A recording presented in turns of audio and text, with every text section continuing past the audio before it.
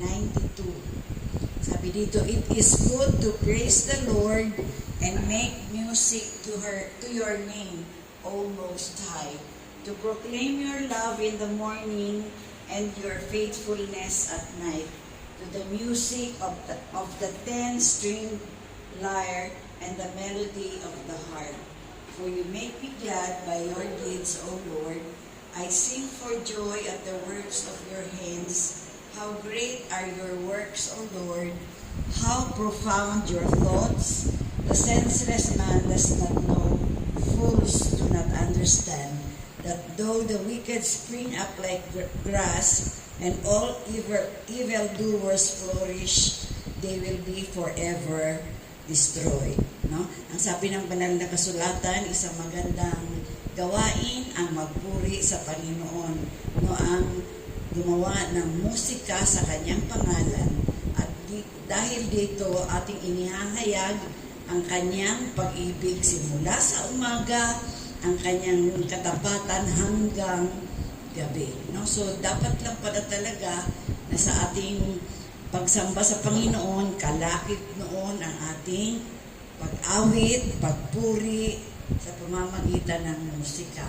At nagpapasalamat din naman ako dahil ang Orgulyo family ay music-minded family. No? Sa susunod, aawit na yung nanay. Sunod naman, ang tatay. No? At ang mga anak. Kasi sabi, no, it is good to praise the Lord. No? Wala namang pinipili yan. No? Wala namang hindi katanggap-tanggap sa Panginoon. So tayo manalangin mga kapatid, pinupuri ka namin at niluluwalhati ka namin, O dakilang Diyos. Salamat po sa hapon ito na kami ay ibinuklod mo, Panginoon, upang sama-sama kami magpuri at magsamba sa iyo. Salamat, O Diyos, sa isang buong linggo na kami ay iyong pinatnubayan, iyong iningatan, iyong pinagpala. Salamat, Panginoon, dahil ikaw ay tapat sa aming buhay.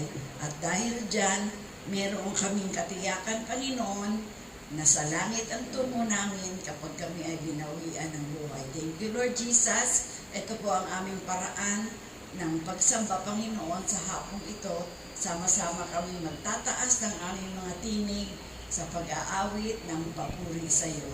Ito po ang aming dalangin. In Jesus' name we pray. Amen. Ngayon naman po tayo po ay sama-samang magpuri sa Panginoon sa pamamagitan ng ating mga worship song. Umawit po tayo mga kapatid, huwag kayong mahiya. Ito ay kalugod-lugod sa Panginoon.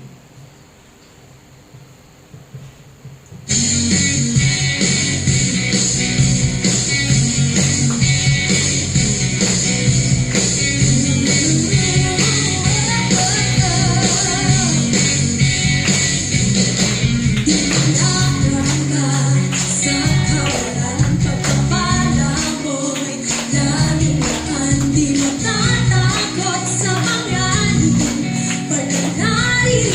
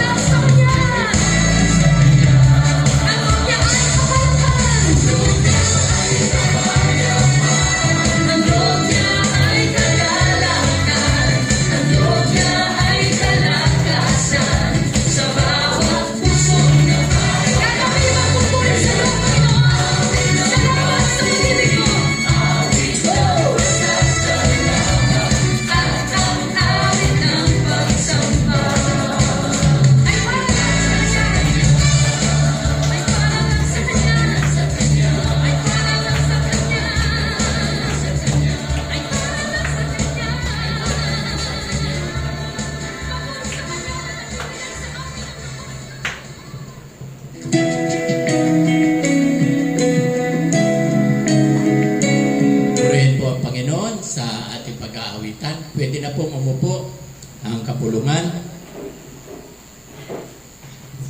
Alam po ninyo, ang pag-aawitan para kay Lord ay halimuya sa Kanya.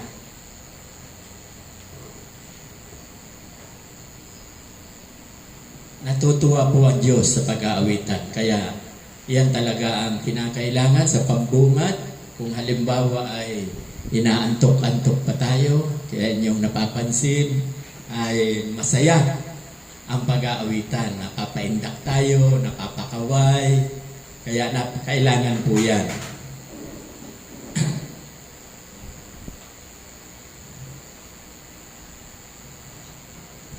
At ang atin nga pong pag-aaralan ngayon ay continuation yung ating napag-aralan noong nakaraang linggo. Yung ating topic, Alpha and Omega. Napakadali yan, di ba? Alam nyo na, ang ibig sabihin ng Alpha, sa pasimula at ang wakas. So, yun po ang ibig sabihin. At mababasa rin sa Revelation, si Jesus ang Alpha, siya ang simula, siya rin ang wakas. Si Jesus po yan sa Revelation. Okay, so ulitin ko ang ating text 2 or text, Romans 6:23, diba? Sapagkat ang kabayaran ng kasalanan ay kamatayan, subalit ang regalo ng Diyos ay buhay na walang hanggan. Dalawa po ang ibig sabihin niya. Ang ibig sabihin po yung sapagkat ang kabayaran ng kasalanan ay kamatayan, dual. Ano po ang una? Physical. Ang ating katawan ay namamatay talaga yan. No? Physical. At ang pangalawang kamatayan, spiritual. Yun o ang pangalawang kamatayan, spiritual. Anong ibig sabihin ng kamatayan ng espiritu? Mababasa po natin yan sa Revelation chapter 21, verse 8. Ang sabi po doon, ang mga hindi sumasampalataya ay mga duwag, mga sinungaling, mga mamamatay tao, walang talos na pagsasaya. At sinasabi ko sa inyo, hindi sila makakapasok sa kaharian ng Diyos bagkus sila ay susunugin sa dagat-dagatang apoy ng asupri. At yun ang tinatawag na ikalawang kamatayan. O, pag hindi po tayo Kristiyano, mamamatay tayo pisikal, yung hindi nananampalataya kay Kristo, at mamamatay ang espiritu sa dagat-dagatang apoy. O, ulitin ko. Unang kamatayan, physical, alam naman natin yan. Diba? Tayo. Iyan ang unang kamatayan. Pangalawang kamatayan ay ang ating espiritu na papatayin sa lalagablab na apoy, sa dagat-dagatang apoy, sa madaling salita, sa impyerno. Siguro naman, wala sa atin ang gusto sa impyerno. Sino ba ang gusto sa impyerno pag namatay? Amen. Ayaw. Ha? Mainit. Amen. Okay, so yan ang ibig sabihin yan, yung kamatayan dalawa. Okay, ibabalik ko sa lahi ni Adan. Ulitin ko si Adan, nagkasala kaya nawala ang kanyang kabanalan. Ang anak niyang si Seth, 912 nang mamatay, si Enos, tapos si Kenan, anak si Mahalil. Si Mahalil, anak si Jared. Si Jared, anak si Enoch. So, si Enoch, diba sinabi ko sa inyo, mababasa sa Hebreo chapter 11, verse 4, ang sabi doon, si Enoch ay matuwid, righteous. Nagustuhan siya ng Diyos, kaya hindi siya nakaranas ng kamatayang pisikal. Siya, dalawa lang sila. Sino yung pangalawa? Sino nakakaalam? Asawa ko, alam niya yan. Sino ba? Baka hindi mo rin alam. Si Elijah. Si Elijah, no, na sumakay sa karwahe at habang umaakyat sa langit, nagliliyab yung karwahe, yung kanyang sinasakyan, yung kabayo, sa yung kalisa or what so and so. So nagliliyab ang sabi. So sa Bible, 2 tao pa lang po ang alam ko na hindi nakaranas ng kamatayang pisikal. Kayo po ba, gusto nyo rin yung ganun? Na hindi tayo makaranas ng kamatayang pisikal? Siyempre, gusto natin. Kung, halimbawa, sasabihin ko sa inyo, halimbawa, bumalik na si Jesus. Diba, tutunog ang trompeta, ang mga pakakak, makikita natin sa alapaap si Jesus, no? Ang sabi, yan ay mababasa sa unang Thessalonica chapter 4, verse 13 to 18, no? Nabanggit ko na yan sa Bible study sa bahay ni Ate Alili. Okay. Tutunog ang pangakak at yung mga namatay na banal, ibig sabihin yung nananampalataya sa Diyos ay banal. So yung hindi banal, hindi yun bubuhayin. Kaya ang sabi, una niyang bubuhayin itong mga banal. Itong nanampalataya sa Diyos Ama, nanampalataya sa Diyos Anak. Pareho yan. No? Kaya sila ang unang bubuhayin sa isang kisap mata, papapalitan ng glorified body ang katawan ng mga namatay na. Kaya huwag kayong malungkot sa mga mahal natin sa buhay na namatay na mananampalataya, naniniwala. Tulad nung papa ni Kuya Alex, di ba? Papa mo yun, no? Yung lolo ni Ate Alili. Kristiyano yun. Nag-aantay lang yan. Banal yun. At pag tinawag na yung mga namatay na aakyat sila sa langit, sasalubungin, kasama tayo doon. Kasi bubuhayin muna yung mga namatay na banal. Tayo naman, na nananampalataya sa Kanya, sa isang kisap mata, itong katawan natin mapapalitan ng glorified body. Kaya yung patay na nabuhay, kasama tayo, sabay-sabay tayo aakyat. Kaya kung ito ngayon mangyayari, itong araw na to, hindi na tayo makakaranas ng kamatayan, pisikal. Nakuha po ba natin? Hindi na, kasi ngayon siya bumalik. Ngayon bumalik ang Panginoon. Kaya maaaring hindi na rin tayo makaranas ng kamatayan, pisikal. Okay, so, nasabi ko nga dyan, si Enoch ay banal. Righteous. Bakit? Siya'y nananampalataya. Nasa pananampalataya lang. Katulad natin. Sino dito ang hindi nananampalataya kay Kristo? Pakitaas ang kamay. Wala. So, ibig sabihin, lahat tayo ay nananampalataya. Kaya, si Enoch ay righteous. Matuwid. Sino ang pangalawa? Si Noah. No? Si Noe or Noah, English. Siya ang may dumating. Ay, hindi. Nag-packing lang. Okay. So, si Noah ang pangalawa. From 1 to 10, dalawa lang ang righteous. No? Si Noah. At nasabi ko nga sa inyo, yung ating teksto, napakaliwanag. Diba? Ano sabi? Sapagkat ang kabayaran ng kasalanan ay kamatayan.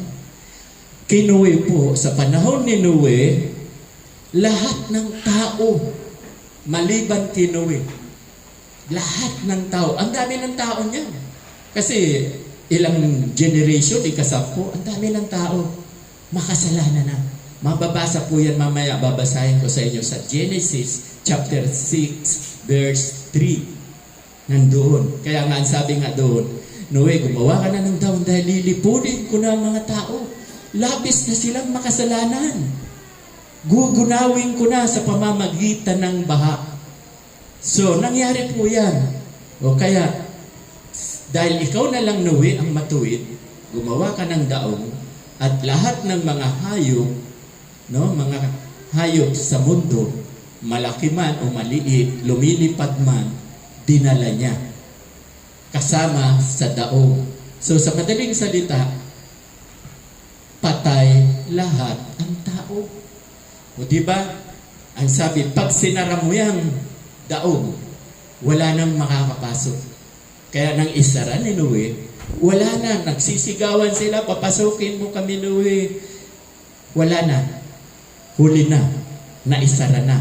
So, sa madaling salita, lahat ng tao namatay maliban sa 8. Ang nakaligtas lamang po ay 8. Sino? Si Noe at ang asawa, 3 niyang anak, at 3 manugang. So sa madaling salita, sa 8 yan, si Noe lang ang righteous. At ang anak niyan, si Noe, makikita mo, si Japet, 3 po ang anak ni Noe. Si Japet, si Sin, Cam. 3. Pero dahil isa lang ang inilalagay sa downline, ng family downline, si Japet ang nilagay. No, yun ang nakalagay dyan.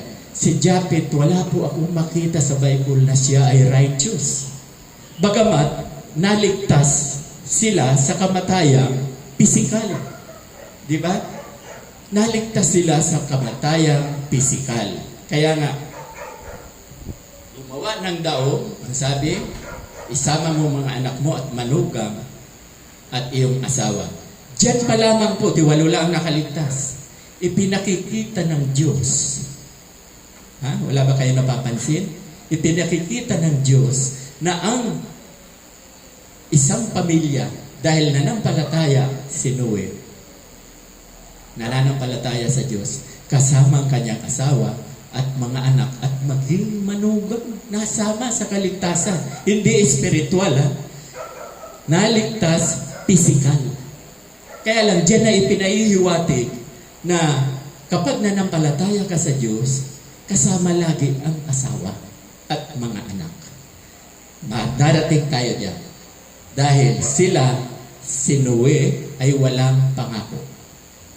Nanampalataya siya, naging righteous siya, walang pangako. Mabuti na lang si Enoch, bago siya dinala sa langit, dahil hindi siya nakaranas ng kamatayan, bago siya dinala, nakapag-anak pa siya si Methuselah. Nakikita nyo, number 8, Methuselah. 969 ang edad nang siya ay mamatay. Pero, wala rin akong makita kay Methuselah na righteous si Methuselah. Wala akong nakita sa Bible. Katulad ni Noe, si Japet, wala. Wala rin akong makita. Okay, imagine, from Noe to Abraham, nakikita nyo, is another 10 generation. 10 henerasyon. Diba, nakikita natin from Noe. Pero si Japet, hindi righteous. Si Abraham, Prasad, Sala, Eher, Peleg, Reo, Sirug, Nahor, maging si Tera. Yan Tera ang tatay ni Abraham. Yan number 19. Lahat yan, ang tawag dyan, makasalanan. Simula kay Seth, makasalanan. Si Enos, makasalanan. Kenan, Mahalil, Jared, makasalanan po yan. Ibig sabihin ng makasalanan, Gentiles. Maliban kay Enoch, si Enoch dahil nanampalataya, nawala ang kanyang pagka-Gentiles, pagka-Hintil, naging righteous siya. Pagdating kay Noah, nawala din ang kanyang kasalanan kasi nanampalataya sa Diyos, righteous si Noah. Pagdating kay Tera, na tatay ni Abraham, lahat po yan makasalanan.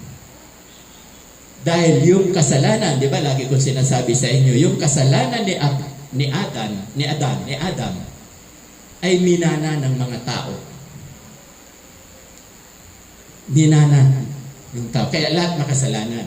Mapalad na naman tayo dahil si Abraham nagmahal sa Diyos. Maliwanag kasi nang sinubok siya, di ba? Sabi niya, Abraham, dalhin mo ang isa mong anak na si Isaac. Ihandog mo sa akin. Pag sinabing ihandog, papatayin. Hindi nag-atubili si Abraham. Papatayin niya na yung anak niya. Ang sabi sa langit, nakarinig siya, wag mong sasaktan si Isaac, yung anak niya. Napatunayan na si Abraham ay nagmamahal sa Diyos. Lahat ng gusto ng Diyos sinusunod ni Abraham. So sa madaling salita, si Abraham dito na naputol ang sumpa. No? Kasi ang sumpa sa ngayon, nang si Abraham manampalataya, lahat ng lahi ni Abraham. Sino-sino ang lahi ni Abraham? Unang-una, si Isaac. Yan ang kanyang anak, yung kaisa-isa na gusto niya pang patayin para ihandog. So, ang promise, si Abraham, nang manampalataya, ang salvation, liliwanagin ko po, yung kaligtasan, package deal na pakyaw.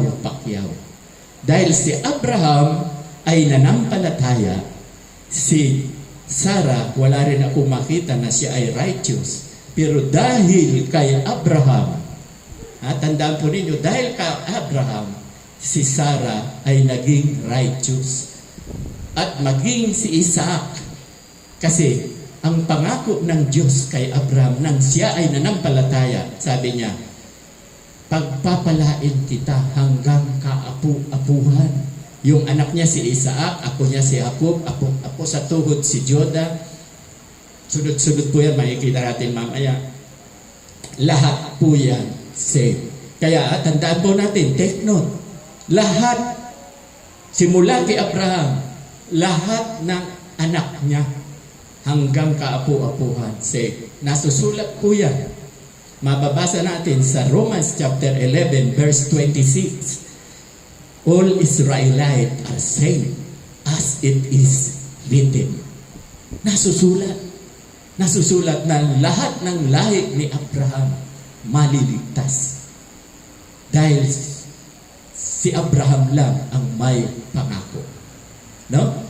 Kay Abel, walang pangako. Kay Enoch, walang pangako. Kay Noe, walang pangako. Pero they are saved.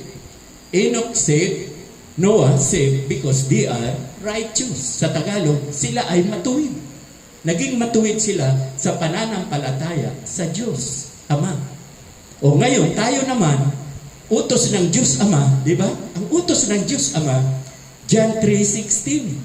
Gayon na lamang ang pag-ibig ng Diyos sa sanlibutan sapagkat binigay niya ang kanyang bugtong na anak upang ang sino mang sumampalataya sa Kanya ay huwag mapahamak, bagkus magkaroon tayo ng buhay na walang hanggan sa langit.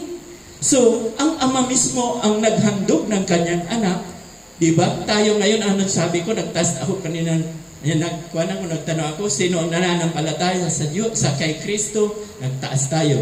Gusto natin sa langit, nagtaas tayo. Ayaw, sabi ko, gusto niyo ba sa impyerno? Walang nagtaas. Okay, so ngayon, ang utos ng Ama, ipinakikita ng Ama na mahal niya ang mga tao. Kaya inandog niya si Kristo para sa ating mga kasalanan. Okay. So, si Abraham may pangako. Ano yung pangalawang pangako? 6 ang pangako niya, 2 lang ang sinasabi ko. Ang pangalawa, pararamihin ko ang lahi mo Abraham. Kasing dami ng bituin, kasing dami ng buhangin. Kaya ba natin bilangin ang buhangin? Kaya ba natin bilangin ang bituin? Hindi. Pero ganun karami ang lahi ni Abraham. Paano natin yan mapapatunayan na dumami ang lahi ni Abraham? Mamaya babanggitin ko. Dito muna tayo sa salvation na simula kay Abraham, yung anak niya si Isaac. Okay, ilipat ko na, no? Ito. Mababasa po natin sa Matthew 1:1. Makikita nyo yan. Pumunta kayo sa bahay nyo pagkatapos nito, basahin nyo. Ito pong lahing ito, lahi ni Jesus, the genealogy of Jesus the Messiah.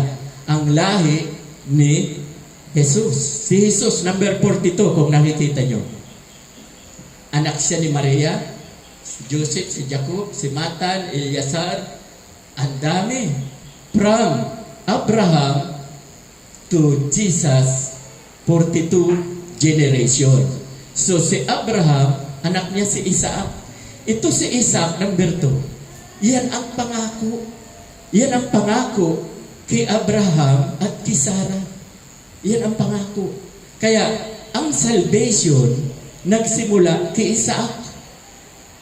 Una si Abraham, pangalawa kay Isaac, yung anak. Ang anak ni Abraham kay Sarah, nung nabubuhay pa siya, si Isaac lang ang anak. Nang mamatay si Sarah, nag-asawa uli si Abraham, 7 na ang kasunod niyang anak. Sino nga yung asawa niyang babae? Ketura, yung pangalawang asawa ni Abraham. Hindi rin yung kasali. Ito yung salvation. Kaya sigurado na si Isaac sa langit ang tungo pag namatay. Sa langit po yan. Kasi yan ang pangako ng Diyos, di ba? Abraham, pagpapalain ko ang mga anak mo hanggang kaapu-apuhan. Lahat. Ang apo ni Abraham, si Jacob. Diba? Dahil si Jacob ay anak ni Isaac. Iyan po, si Jacob, may kapatid po yan. Sino nang nakakalam? Ang pangalan ng kapatid? Talagang dapat mag-Bible study tayo. Simple yan. Ang kapatid ni Jacob ay si Esau. Si Esau po ay kambal sila.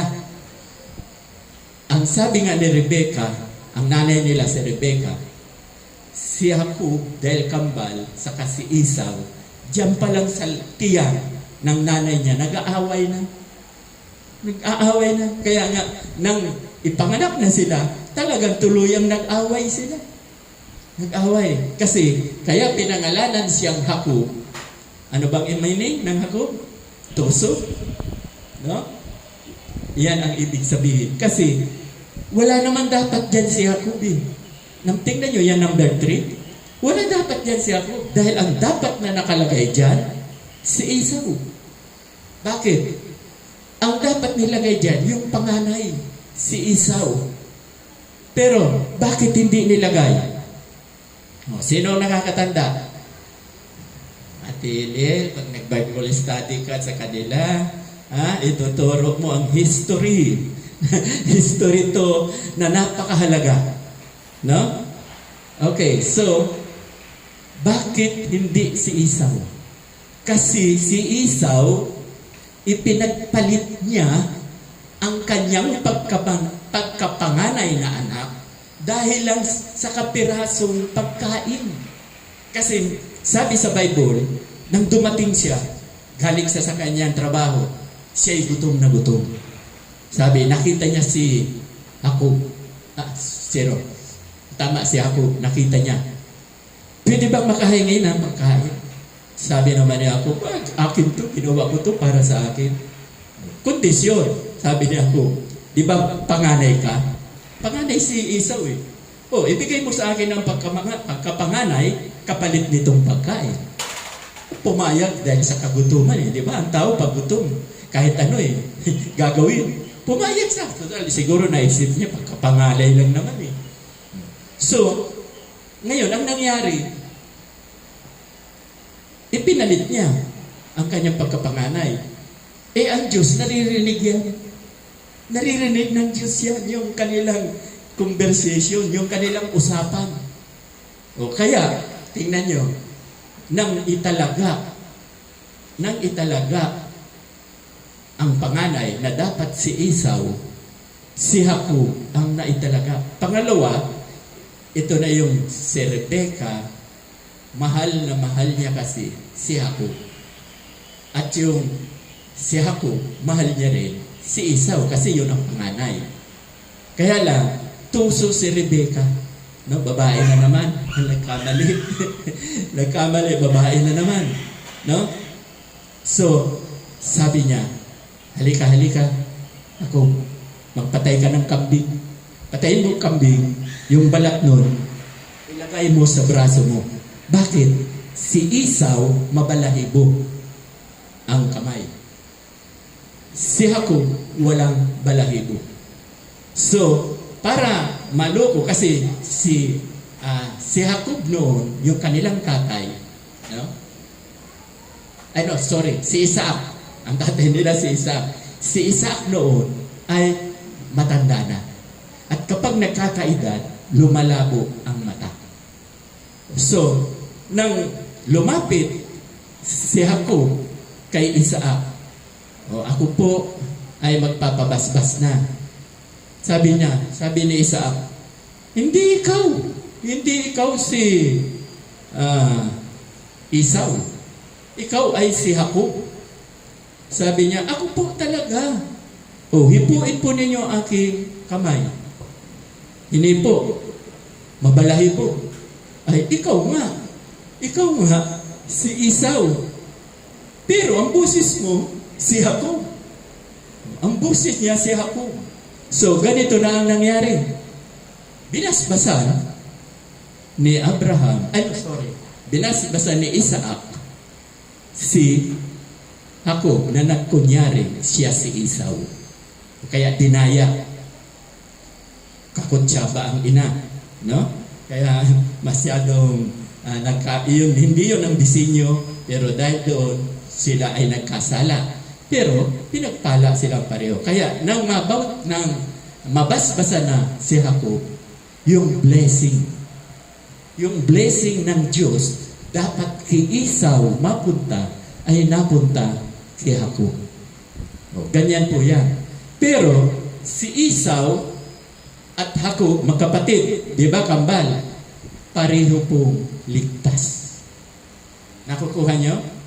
Si Isaac, kahit siya makasalanan nung nagkasala, sa langit ang katungo niya. Kasi yun ang pangako ng Diyos. Pagpapalain ko ang mga anak mo simula kay Abraham, pati asawa ni Abraham, pati mga anak niya at hanggang kaapu-apuhan ay pinagpapala. So, ang Diyos ba pag nangako ay napapako?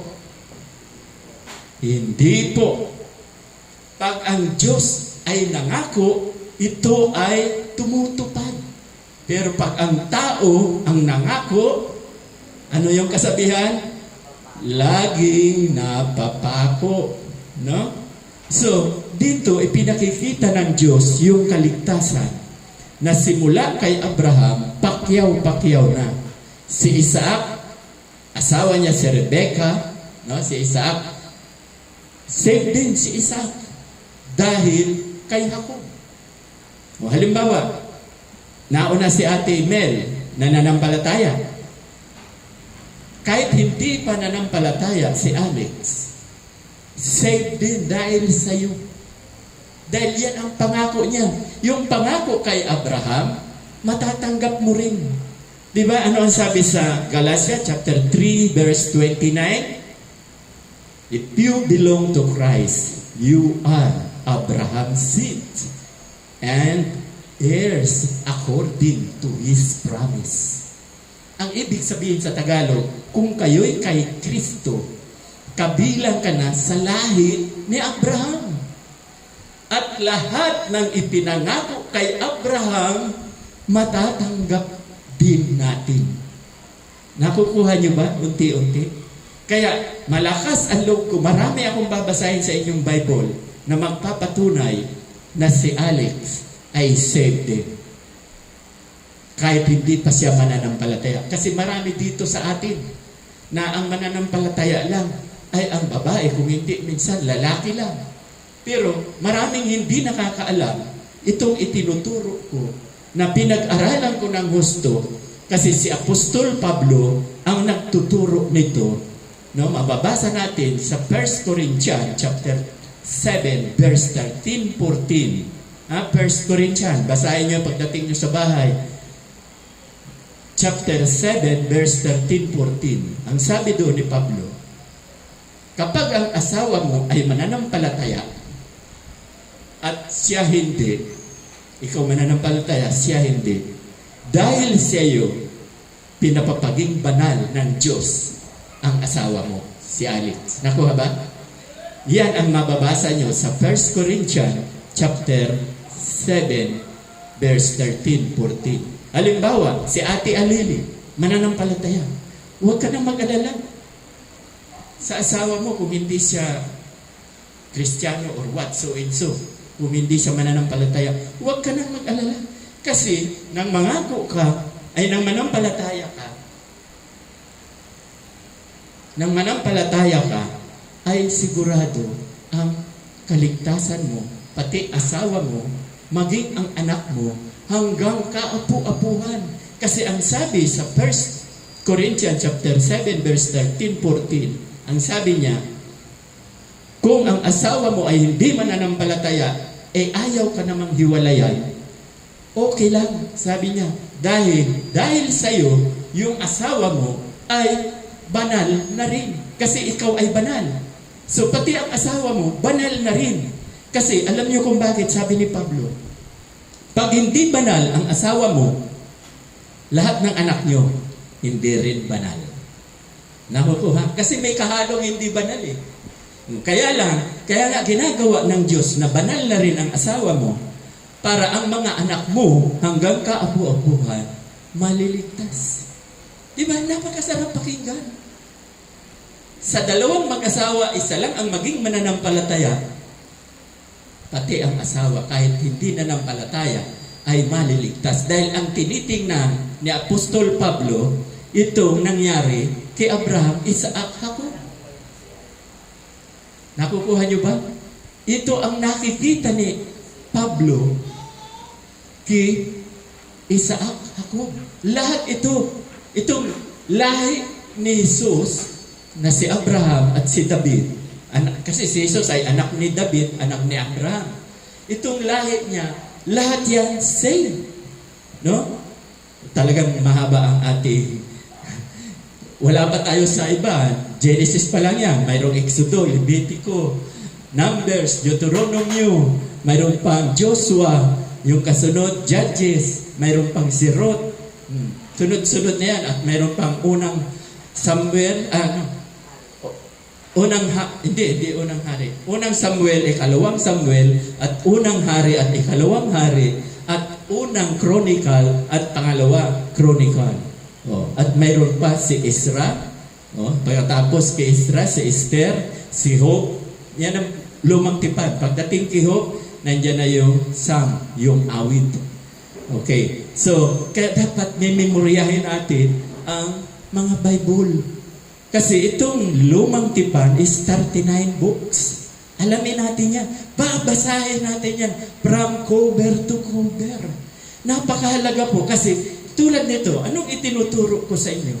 Privilege. Privilege.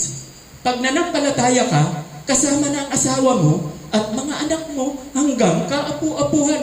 Katulad nito. Kaya yan si Isaac, anak niya si Jacob, dalawa. Jacob at Esau, ligtas lahat yan.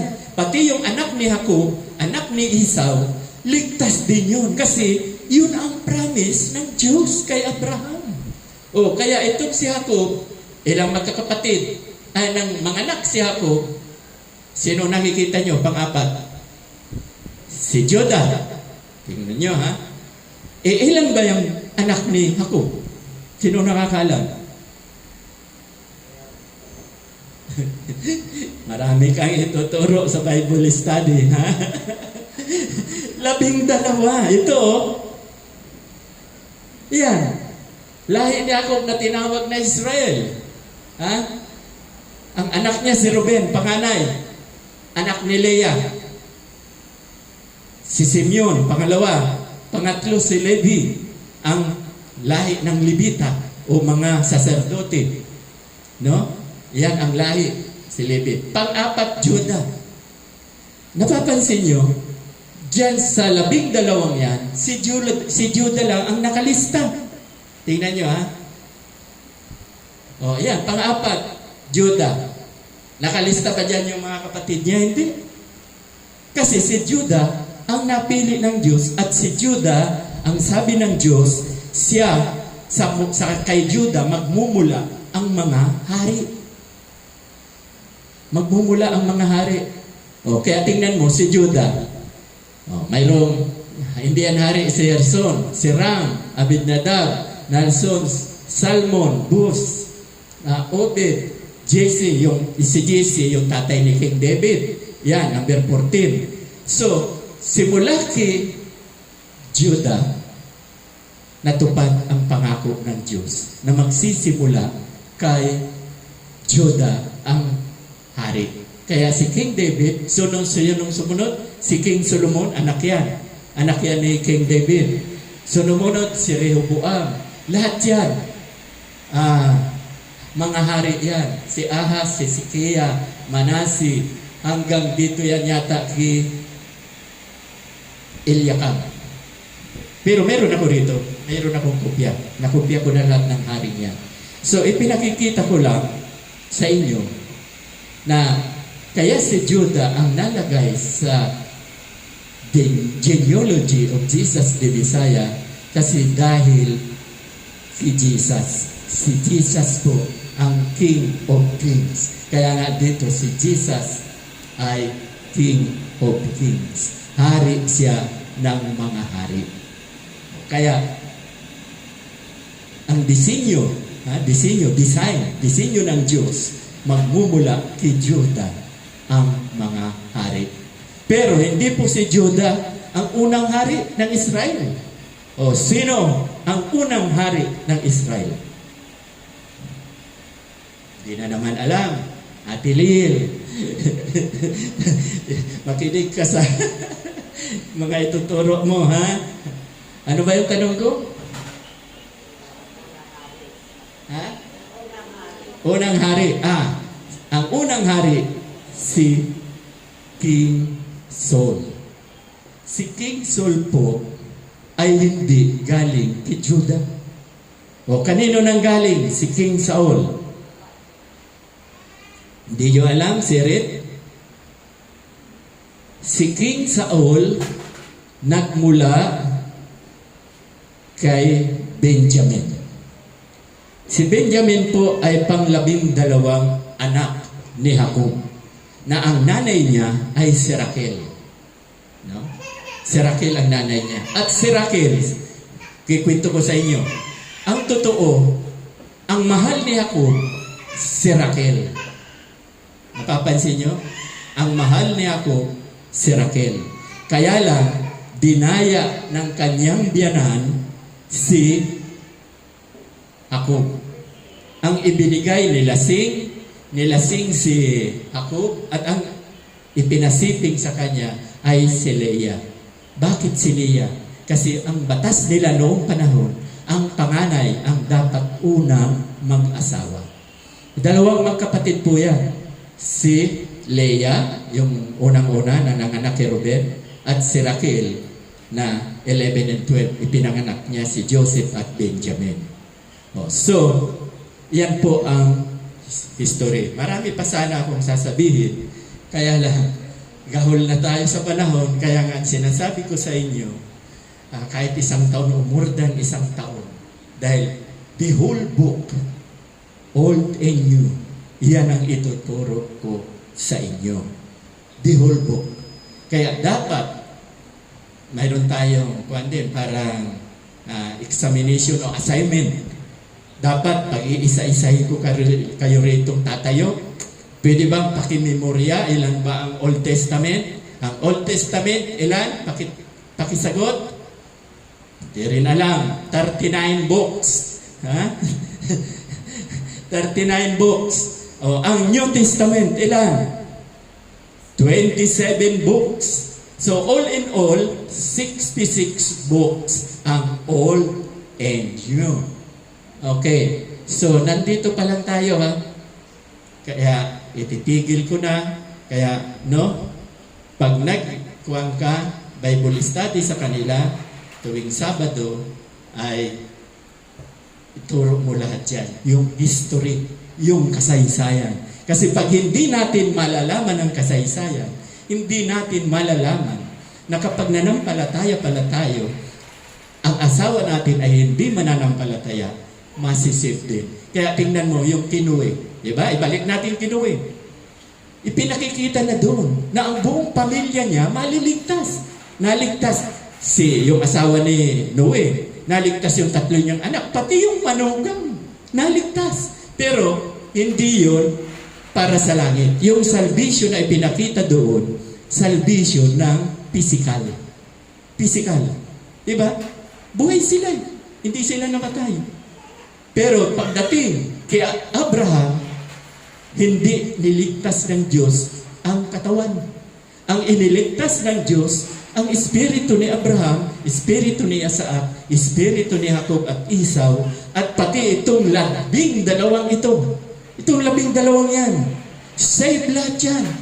Yung mga asawa nila, mga anak nila, save. Yan ang nakita ko kay Apostol Pablo sa kababasa ko ng Bible na yun pala, privilege. Napakagandang privilege. Natutuwa ba kayo na ang asawa nyo ligtas, mga anak nyo hanggang kaapu-apuan, save? Pakitasan kamay kung natutuwa. Amen. Kaya, alam mo si Jesus, tingnan nyo, hindi gusto ni Jesus na mahirapan tayo. Hindi katulad ng ibang religion, ganito ang gawin mo, ganito ang gawin mo. Ang daming pahirap. Huwag kang gagawa ng kasalanan. Sino bang hindi nakakagawa ng kasalanan? Kung ang salvation mo ay huwag kang gumawa ng kasalanan, lahat ng tao, impyerno. Nakukuha nyo? Kung ang teaching ng church, o ng pastor, o ng pari, o ng sino paman, kapag ang itinuturo, gumawa ka lang ng mabuti, maliligtas ka. Walang nakakagawa ng mabuti. Mababasa po natin yan sa Tito 3:5. Mababasa natin yan sa Efeso chapter 2, verse 8 and 9. Ano ang sinasabi doon? Hindi ka naligtas sa pamamagitan ng paggawa mo ng mabuti. Naligtas ka sa pananampalataya. We are saved by grace through faith in Christ Jesus. Nandun ang salvation, hindi sa paggawa ng mabuti. So, puputulin ko na muna. Napakaigsit pa. Baka habang may buhay ako, continuous yan. Alam niyo kung bakit? Walang katapusan niya. Genesis pa lang yan. 66 books ang ituturo ko sa inyo. May Exodo, Levitico, Numbers, Deuteronomio. Hanggang sunod-sunod. Okay, so tayo po ay yumukot, manalangin. Lord, maraming salamat nga po sa mensahe ibinigay mo sa akin ngayon para sa mga kapatid kong ito. Tunay nga po, Lord, na yung pangako mo kay Abraham ay nalalaman na rin po namin ngayon. Kaya salamat kay Pablo na siyang italalaga mo para sa mga hintil, para sa mga makasalanan, upang kami man ay malaman namin yung privilege ni Abraham.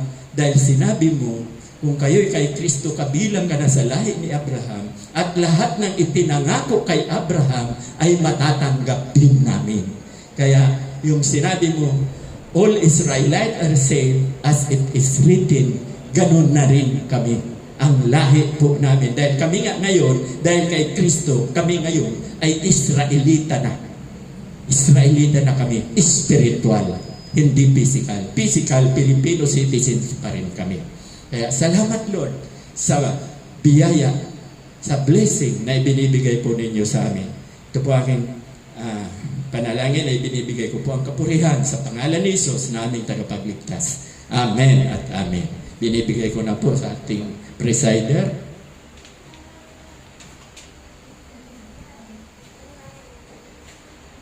Ano masasabi niyo mga kapatid? Sauluhin ninyo ang Genesis. No? Basahin ninyo ang Genesis from cover to cover, at pag tayo ay may pagkakataon na kumpleto kayo, no, hindi lang ang mga magulang ninyo ang nandoon, magpapasimula ulit tayo sa Genesis. Ngayon naman po ay gaganapin natin ang paghahandog. Sinong tanging awit?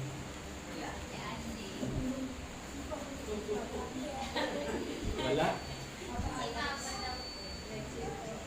Tanging awit? Muyari?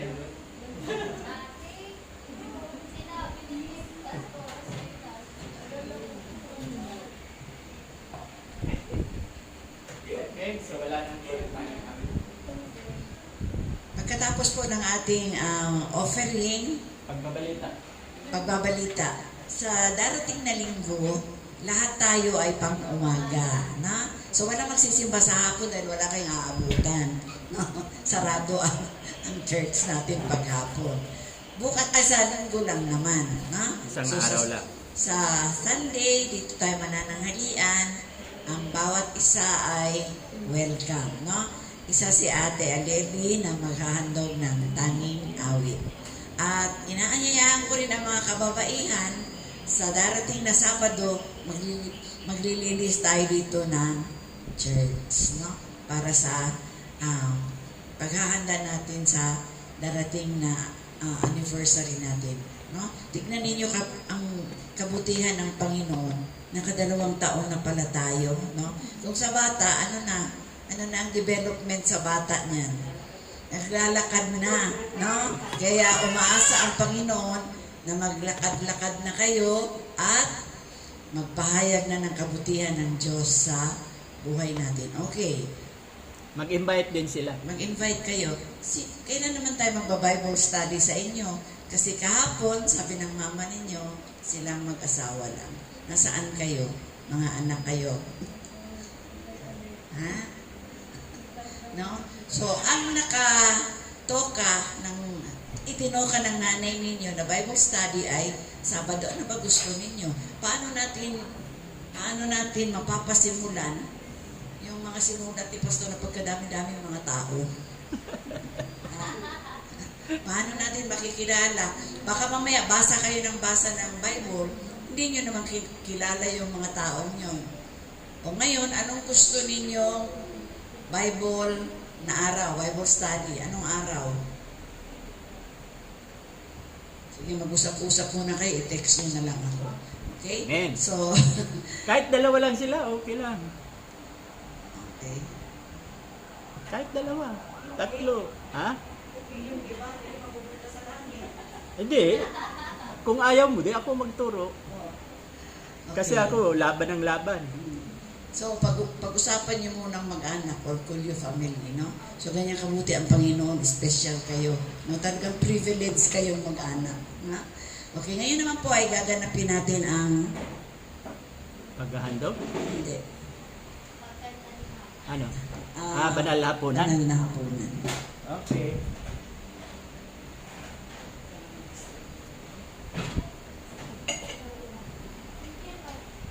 Sige, pakibigay po na ninyo ang tinapay at pakibigay na rin ang alak, ibigay mo. No?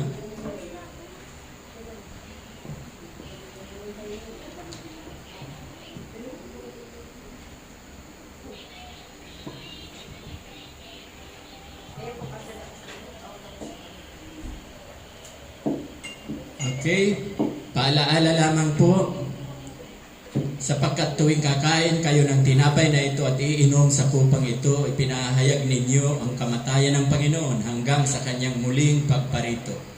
Kaya't ang sino man kumakain ng tinapay at umiinom sa kupa ng Panginoon sa paraang di nararapat ay nagkakasala sa katawan at dugo ng Panginoon. Kaya siyasatin ng tao ang kanyang sarili bago siya kumain ng tinapay at uminom sa kupa. Sapagkat ang sino mang kumakain at umiinom ng hindi kinikilala ang kahalagahan ng katawan ng Panginoon ay kumakain at umiinom ng kahatulan laban sa kanyang sarili. Kaya nga, ang iba sa inyo may hina, ang iba sakitin, at ang iba nga ay namatay pa. O kaya saliksikin po natin at ang tamang tatanggap lamang po ng banal na hapunan ay edad 12 above. No? Yan lamang po. Mababasa po natin sa unang Korinto chapter 11 verse 23. Sapagkat ito ang turo na tinanggap ko mula sa Panginoon at binibigay ko naman sa inyo. Noong gabing siya'y ipinagkanulo, ang Panginoong Hesus ay dumampot ng tinapay at nagpasalamat at pinagpira-piraso iyon at sinabi, ito ang aking katawan na inihahandog para sa inyo. Gawin ninyo ito bilang pag-alaala sa akin. Sabay-sabay po tayo kainin ang tinapay.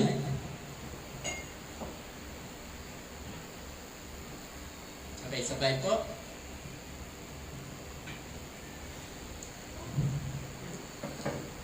Matapos maghapunan, dumampot din siya ng kupa at sinabi ang kupang ito, ang bagong tipan na pinagtitibay ng aking dugo. Tuwing iinumin ninyo ito, gawin ninyo bilang pag-alaala sa akin. Sabay-sabay po natin inumin ang alak.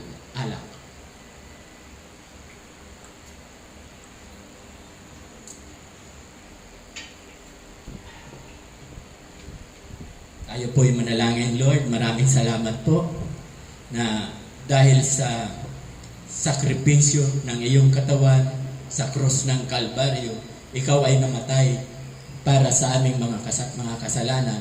Kaya salamat po na monthly, tuwing unang linggo ng buwan, ay inaalaala po namin ang iyong kamatayan. Kaya maraming salamat po, Lord. Magandang gabi po sa ating lahat. At ano pa? Meron pa balita? Okay? Pagbasbas.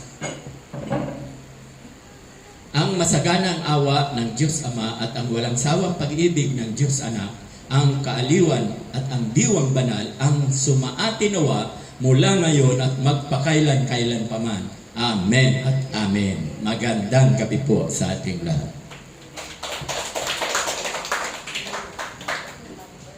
God bless everyone and see you all next Sunday. Next Sunday po, pang umaga po tayo.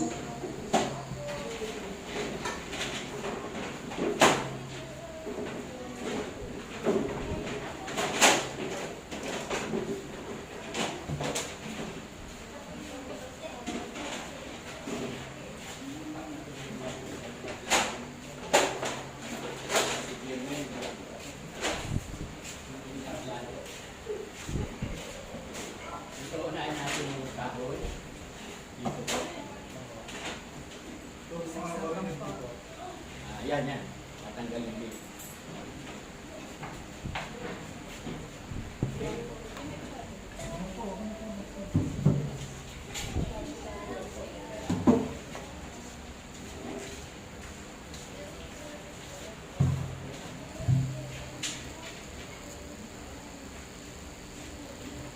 Ito naman po, dito. Aha. Dito.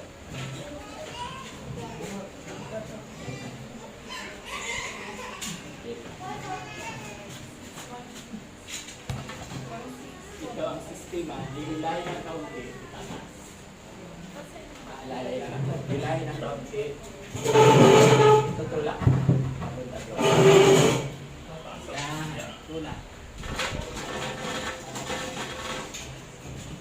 Hila pa ng kaunti. Kulang sa hila.